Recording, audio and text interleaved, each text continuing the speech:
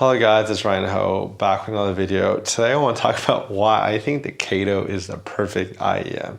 I think for me, the Kato hits like the best tuning I've ever heard and ever reviewed on my channel.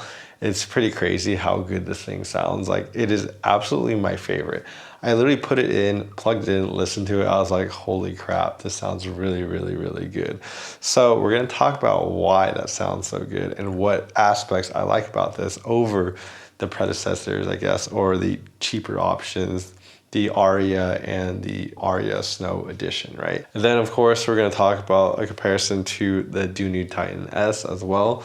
So stick around for that. But really, I do think this thing sounds quite fantastic and it's the best thing I have heard. I've actually heard much more expensive IEMs as well before the price of this one coming at, I think, $190. It sounds amazing and I think it's worth the price. Anyways, as always, if you guys can like and subscribe down below, helps my videos out.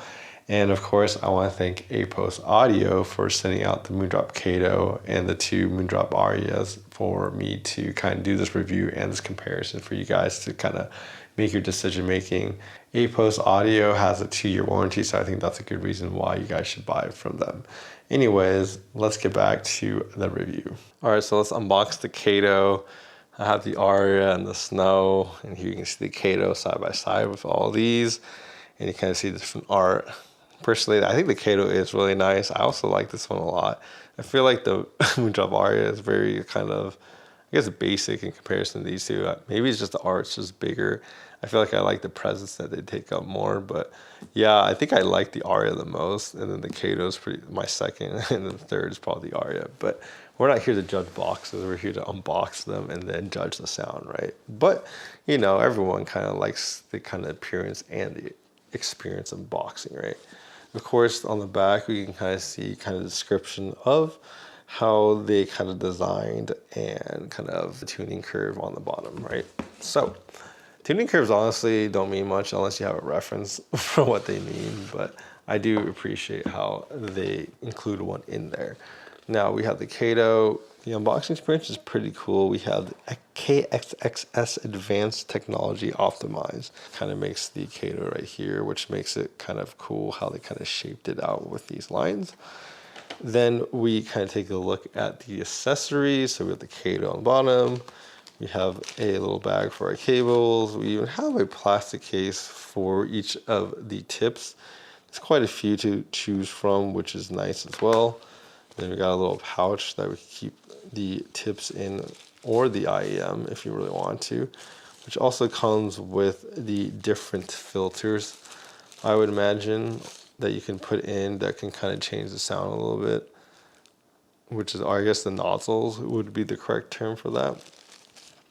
And then moving down, we have the kind of carrying case, which is not too big. This is Moondrop Kato. Has nice like texture to it. See the inside, it has this black felt and no pouches inside, but yeah, your iron will fit nicely in here, and it has a nice magnetic clasp that kind of does that. Of course, the meat and potatoes, we got the IM, which I just dropped through the bottom. Let's drop this one through the bottom as well. The Kato is pretty much a mirror that you can see my fingerprints get all over it. But yeah, it kind of has a nice metal shiny finish. It's not the fanciest thing. It's really, I guess, designed to be more like a mirror. Of course, let's kind of accessorize this and kind of plug it all in.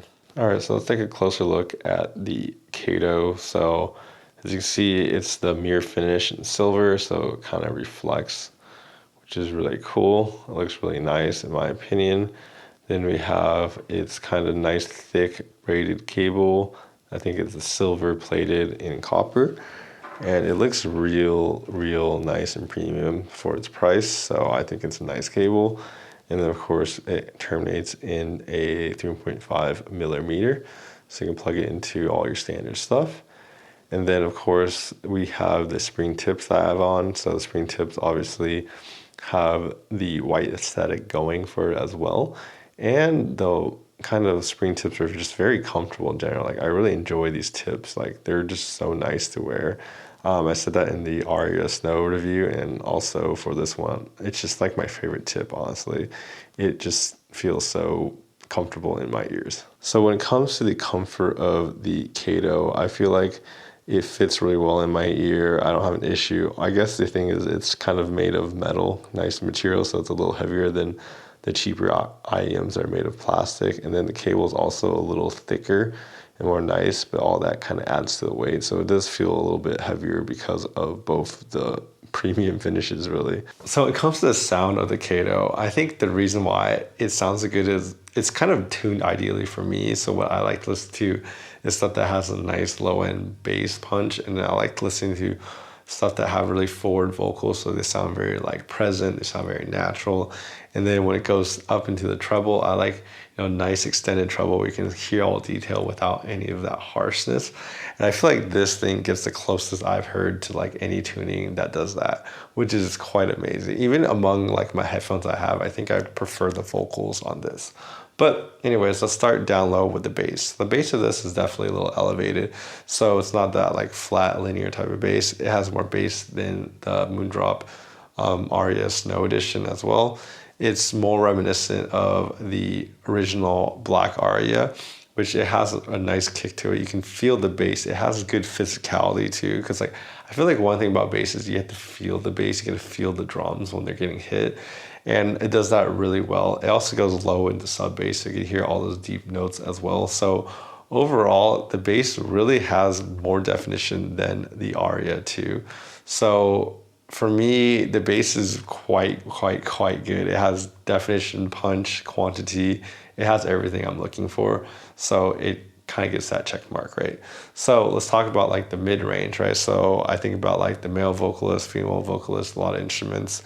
And that's the part where like this does it better than like anything I have. I swear. Like even my headphones I have don't have like forward enough kind of mid range for me. I feel like this one really does it really well. Like when it comes to like male vocalists, they sound very present. So when I was listening to the song Coney Island by Taylor Swift and the Nationals, when it comes to like the male vocalist in that song, he comes across really deep voice that is really present and forward, that like it sounds really good. On other headphones, I feel like, or other IEMs, it sounds a little distant, versus this one sounds really full bodied. And I think it has to do with kind of that transition to the mids to the bass. It's really full, and like I guess people define it as warmth, but I think it sounds pretty accurate to me. And then when it comes to kind of like Taylor Swift's voice in it as well, it's very forward. You can kind of hear it. Maybe if I had to nitpick just a little bit, I think I could do with a little bit more upper mids, what people call like the 4K, which basically causes the female vocalist to kind of pop out just a little bit more. I think I could use this slightly more if I really wanted to nitpick, like at all. That's probably the only thing I could nitpick about how it's tuned. So when it comes to the rest of the treble response, honestly, it sounds amazing. You can hear all the details up top. It's nice and what I guess people call sparkly, but it's not overdone at all. Like you can hear everything without wincing at all. And I don't feel like you're really missing anything there. And really, like compared to the Aria in this Aria Snow Edition, the treble and the mid-range resolution is just better. The driver in general is more like I said, physical and more detailed in general.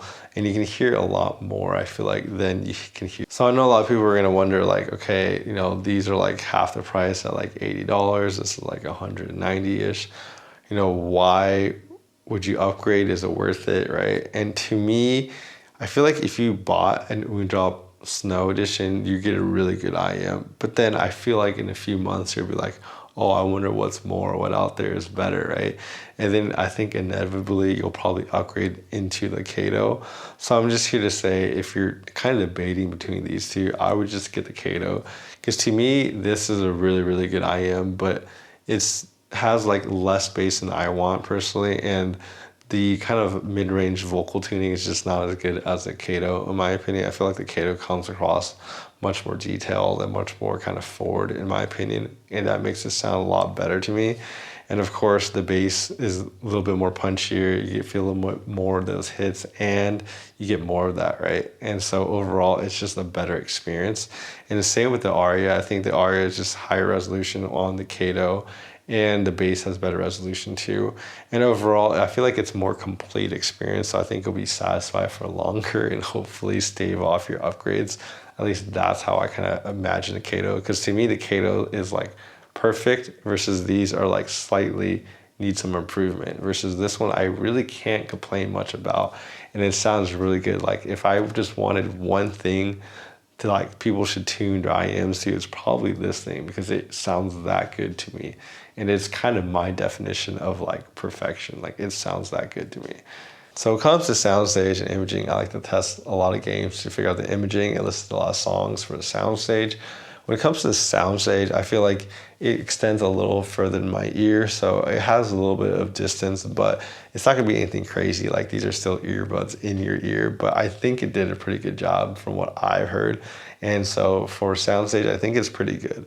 Now, when it comes to imaging, it's the directionality. When I'm playing games, it's actually really good. Like I was playing Valorant as always, and I can tell when things are obviously in front of me, behind me, above me, and below me. So I felt like that was really good. And I can kind of pinpoint like the finely tuned places they are. So when it comes to gaming, I definitely recommend these if you want to pick up a pair. And of course, the tuning of it makes it really fun to listen to and very kind of enjoyable and accurate, I feel like. So overall, the tuning plus the imaging really helps us in games, in my opinion. So let's talk about the comparison between the Kato and the Dunu Titan S.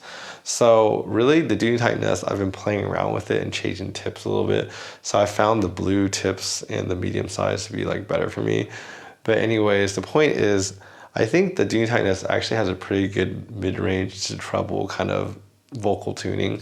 And I think the Kato, when I compared it to Kato, that's when I figured out that like I actually wanted a little bit more upper mid-range emphasis that the kind of Dune Titan has that the Kato doesn't have as much of. But I do think the Dune Titan S has a little bit too much trouble because I still get a little bit kind of fatigued after listening to it for a few minutes versus the Kato is a little bit more reserved, but I can listen to this for like a long time.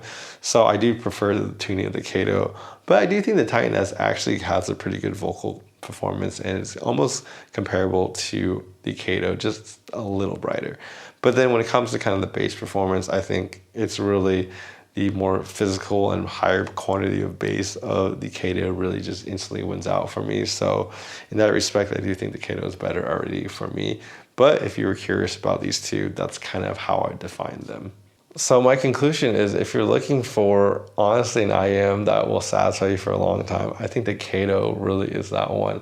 Like I said, the tuning is one of the best I've heard. It has really good technicals. Like it sounds good. It sounds very detailed through the bass to the treble. It's just really detailed. Like I don't think people will complain about how detailed it sounds. And then the other thing that I actually appreciate a lot about it is the accessories that you get. It comes with a really nice cable, and then it also comes with these nice tips that are very comfortable to wear. And of course it's made of metal, so it just feels a lot more premium than the cheaper counterparts as well.